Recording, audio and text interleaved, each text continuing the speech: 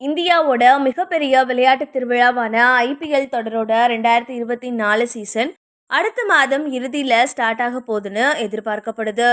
இந்த தொடர்ல நடப்பு சாம்பியன் சென்னை சூப்பர் கிங்ஸ் கோப்பையை தக்க வைக்கிற முனைப்போட விளையாட போறாங்க.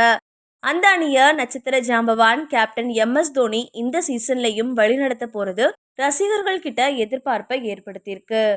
ஏன்னா இந்தியாவுக்கு 3 விதமான உலக கோப்பைகளை வின் பண்ண ஒரே கேப்டனா சாதனை படைச்ச அவரு ஏற்கனவே சர்வதேச கிரிக்கெட்ல ஓய்வு பெற்ற ஐபிஎல் தொடர்ல மட்டுமே விளையாடி வர்றாரு. அதுல கடந்த வருடம் 41 வயசுலயும் லேசான முழங்கால் வலியோட எல்லா போட்டிகள்லையும் விளையாடின அவரு சென்னை 5வது கோப்பையை வின் பண்ணி வெற்றிகரமான அணியா சாதனை படைக்க முக்கிய பங்காற்றினாரு. அந்த வரிசையில இந்த வருடம் 6வது கோப்பையை வின் பண்றதுக்காக இப்பவே பயிற்சிகளை ஸ்டார்ட் பண்ணியிருக்க தோனி வலை பயிற்சியில பிரைம் ஸ்போர்ட்ஸ் அப்படின்ற ஸ்டிக்கரை தன்னோட பேட்ல ஒட்டி இருக்கிறது சமூக வலைதளங்கள்ல வைரலாகி இருக்கு.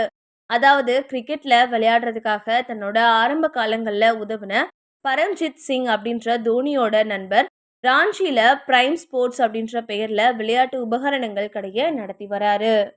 அதை பத்தின விவரத்தை 2016ல் வெளியான MS தோனி தி அன்டோல்டு ஸ்டோரி அப்படின்ற திரைப்படத்துல ரசிகர்களால இப்பவும் பார்க்க முடியும். அப்படி ஆரம்ப காலத்துல உதவுன தன்னோட நண்பனோட வளர்ச்சிக்காக இப்போ பிரைம் ஸ்போர்ட்ஸ் அப்படின்ற ஸ்டிக்கரை தன்னோட பேட்ல தோனி ஒட்டியிருக்காரு.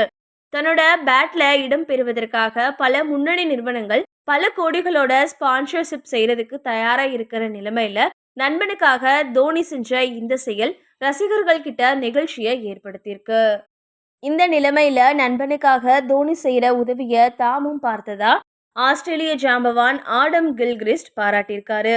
இது பத்தி ஆஸ்திரேலியா வெஸ்ட் இண்டீஸ் அணிகள் மோதின 2வது T20 போட்டியில அவர் நேரலையில என்ன பேசியிருக்காருன்னா, வலைப்பயிற்சியில இப்போவே தோனி பந்துகளை அடிக்கிறத நான் பார்த்தேன்.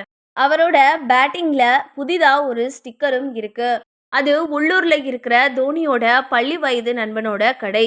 அந்த கம்பெனியோட பெயரை எல்லாருக்கும் தெரியப்படுத்தி வியாபாரத்தை பெருக்கிறதுக்காக தோனி இதை செஞ்சிருக்காரு அப்படின்னு சொல்லியிருந்தாரு. இது மாதிரி தன்னோட ஆரம்ப காலங்கள்ல உதவின மேலும் சில நண்பர்கள் நடத்துற நிறுவனங்களோட பெயரையும் சமீப காலங்கள்ல தோனி தன்னோட பேட்ல பயன்படுத்தியிருக்காரு.